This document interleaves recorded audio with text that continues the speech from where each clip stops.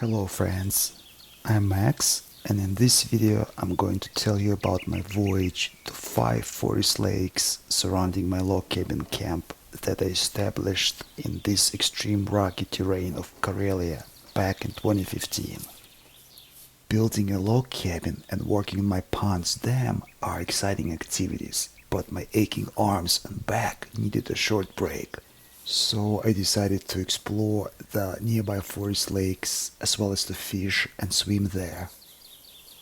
In the recent years, I gained a lot of experience in building bushcraft kayaks.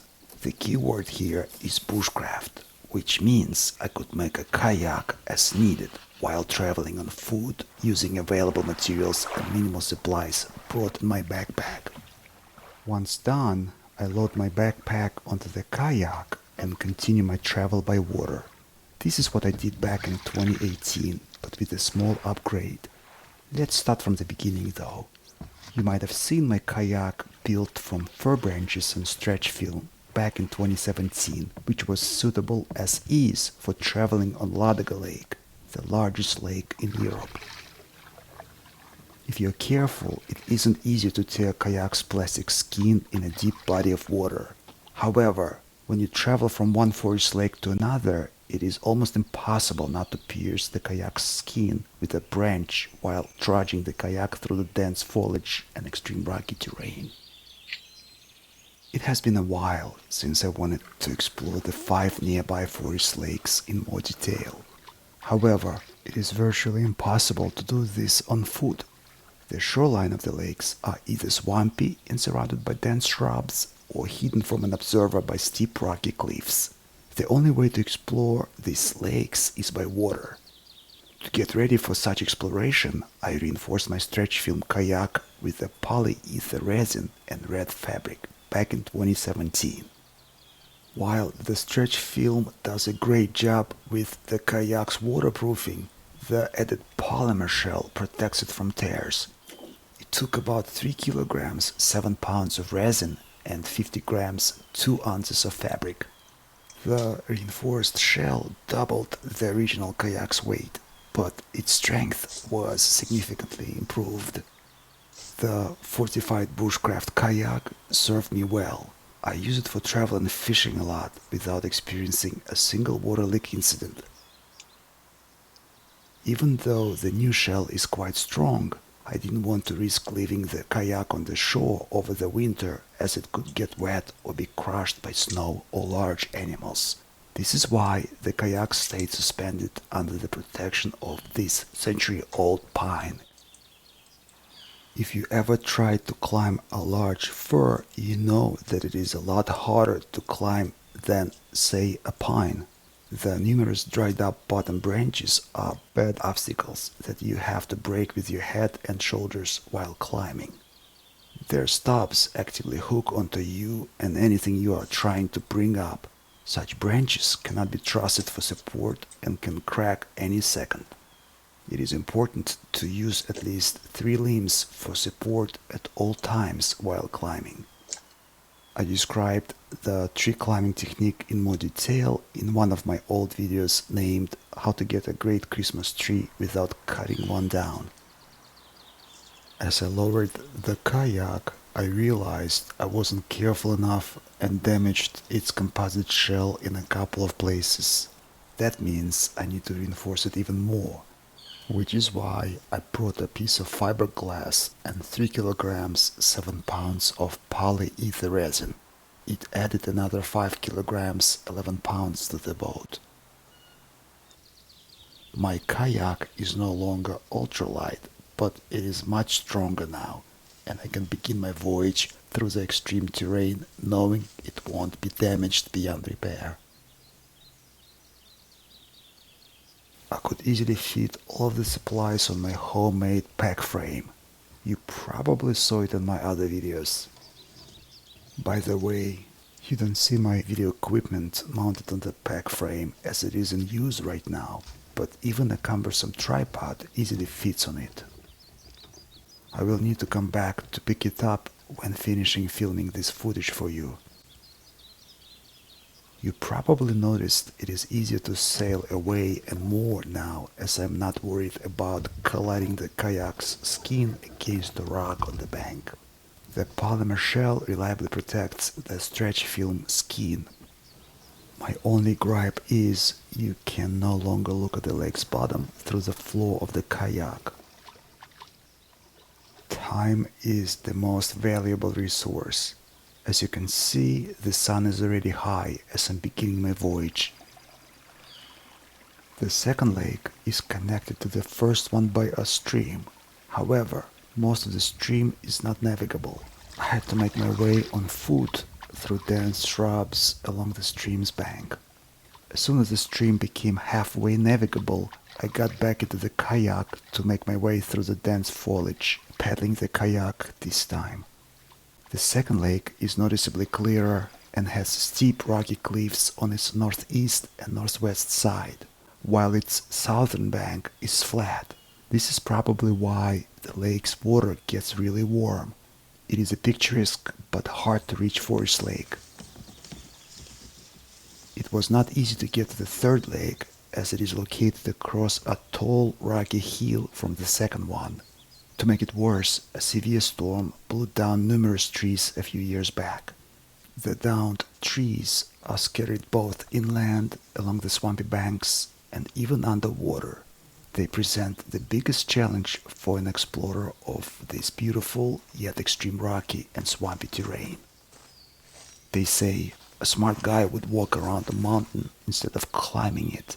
However, this old piece of wisdom doesn't work in Karelia, as the rocky hills have fewer downed trees and dense shrubs. As you can see from above, there are numerous downed trees scattered around that are just rotting and infecting other trees with diseases and pests. This is the kind of lumber I used to build my log cabin. Once I spotted a splash, probably an attack of a hunting pike. I casted my bait into that spot a few times. The fifth cast got me a small pike, a perfect size for one person. I will cook it in my earth oven upon return to the camp. Because I did not want to carry it with me, I buried it under a thick layer of moss, which is a natural fridge with a plus 5 Celsius 40 Fahrenheit temperature setting around the clock. While setting up my video equipment, a sudden gust of wind sent my kayak sailing. Luckily, I noticed the disgraceful behavior of my red fugitive right away, sprinted to the bank with a tripod, and even filmed the kayak's detention process for you. As I was towing it back, I learned that my body is not advanced enough to climb into it in the deep water. It might be due for some sort of an upgrade. Perhaps a diet would help. I got refreshed while swimming in the lake, which gave me a new burst of energy to get across another cliff to the fourth lake. Once I got there, I decided to cook a meal. I settled down at a picturesque spot where I found many animal footprints. While being outdoors, and especially after a vigorous swim, I got hungry, so it is time to prepare a quick meal. I made an instant noodle soup and drank Ivan tea. It is a traditional Russian herbal tea made from fireweed. I fermented it at home using my own vacuum method. Not only does Ivan tea have an amazing aroma and taste, but also it has many medicinal properties.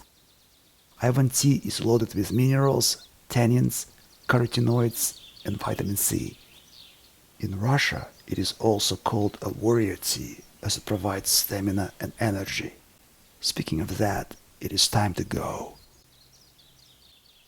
I decided to explore and deliver the kayak to the fifth lake using two different routes. I wanted to climb the rocky cliff for a better view of the surroundings, but dragging my kayak up there would be irrational. There is a better waterway in this case. Plus, I wanted to find the best hiking route to the last lake, as I'm planning to keep these kayaks there permanently and hike there straight from my log cabin camp. The fifth lake is the largest and the furthest from my camp, so keeping my tactical fleet there makes sense. And of course, while kayaking through the forest lakes, I made a few casts in each one to see which has the best fish. Using a pike spoon, I only caught a few pikes and perches, but it doesn't mean there is no other fish. I found small crayfish in the fourth lake, so I'm thinking I might set up a small-scale crayfish farm there in the future. Once I got to the fifth lake on foot, I started to get ready to return to the fourth one by water to pick up my kayak. This is why I brought this small inflatable pack raft with me. You've probably noticed a bulky package attached to my pack frame all along. Yes, it was this pack raft Sputnik. This pack raft is ultralight, as its thermoplastic polyurethane skin is fairly thin. However, I determined that this pack raft is quite reliable. At least it held up well while being smashed against rocks during my rafting down the Baikal River's rapids last year. The only deficiency of this pack raft that I noticed is its poor tracking, the ability of a boat to go in a straight line. But for covering shorter distance in forest lakes, it isn't a problem. Once I inflated the pack raft, knowing I have a reliable means to get back to the previous lake by water, I began to look for a hiding place for my bushcraft kayak. I will not reveal the place in this video for privacy reasons, but I will show my campfire culinary feast I had at the end of this gorgeous summer day. We will need a green twig, a potato, and a few slices of salami. Usually I use this simple DIY slicer, but because I'm filming a video, it will make sense to show a less technological way of cutting a potato into a spiral. Once inserted, the twig is going to prevent the blade from cutting the potato in two halves, creating one long strip. Each time I prepare this primitive dish, I think about a Möbius strip, the topological phenomenon that yields a half-twisted strip with two surfaces but only one side. You cannot cut a Möbius strip into two halves along its length. While thinking about this mathematical phenomenon, I inherently spread the spiral on the skewer, sliced salami, and made cuts into the slices to start adding them into the potato spiral. I usually fill all of the potato spiral's gaps with pieces of sausage for best results. Okay, we are done with the slicing process, and it is time to start a campfire and boil water to make tea. Not only does my homemade flat boiler quickly boils water by simply placing it on the side of a campfire, but it also fits better in a backpack. Once the campfire is established, we can place a skewered spiral potato on two rocks and periodically rotate it to make sure it is grilled evenly. If you use my vertical grill method shown in the previous video, you don't have to rotate the skewer, but it takes a lot longer time to set up. Today I didn't have time for it as I started cooking the dinner shortly before the sunset. Note, I didn't add any spices or salt to the potato spiral, as it will get the seasoning from the sausage.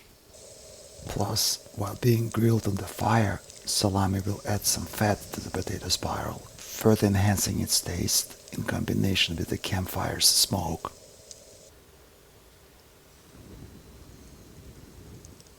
Okay, the bushcraft dish is ready and served on a mass plate.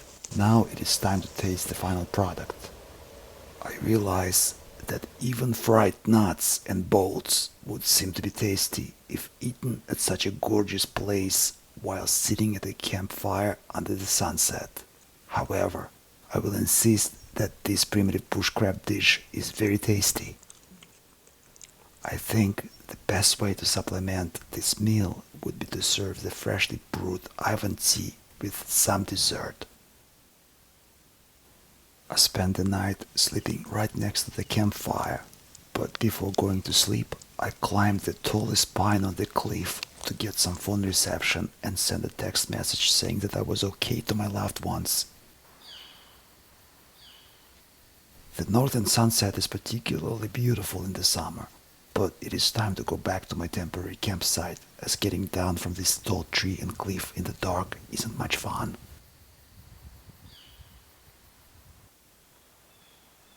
The next morning, after an energizing swim in the lake and a simple breakfast, I towed my kayak to its new hiding place at the last lake and hung it under a large pine.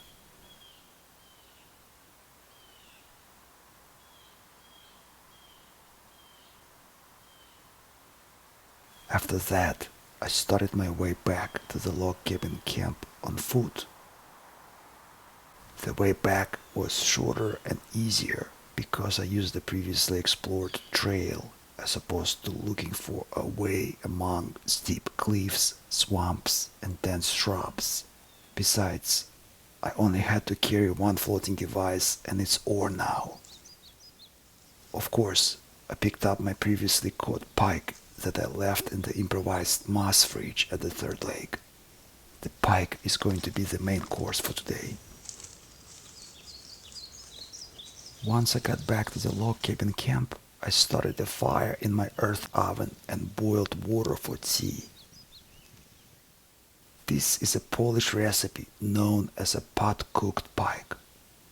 While the oven is getting hot, I descaled and sliced the pike. Then began the magic of bushcraft cooking. I added salt and pepper to the slices and placed them at the bottom of the pot. Then I placed sliced onions on the top of the pike. And finally, we are ready to add a secret bushcraft ingredient. And the secret ingredient is good old mayonnaise. As you can see, my earth oven survived 2 winters with no problems. I placed the pot on a few cold rocks to prevent the pike slices from overcooking. This is all there is to cooking a Polish pot pike. Because a traditional cooking pot doesn't have handles, I made a pot holder. They work great together in tandem. I can't help but to admire the simple wisdom of our ancestors. While the pot pike was cooking, its magnificent aroma was wafting around the camp, preventing me from thinking about anything but gluttonous indulgence. Finally, the main course of the day is cooked, and I set up a little feast on my log cabin's porch. It's a simple outdoor meal, but if you add a few simple touches to it, you get a delicious and memorable dinner. After 2 days of exploration, I feel fully refreshed and ready to work on my log cabin and other bushcraft projects. For example, I'm going to be making this shaving horse, but this is a story for another video. This is Maxi Korov from St. Petersburg, Russia. If you liked this video, perhaps you could share it with your friends. Let good people watch good videos. P.S. I only produce 1 or 2 videos max a month, on the 1st and or on the 15th of every month. And if you don't want to miss new content like this, subscribe and click the notification bell to stay up to date with all of the latest content. Due to new YouTube's recommendation algorithm, its notifications have been more erratic and unstable otherwise. I hope to see you back on Advoca Makes.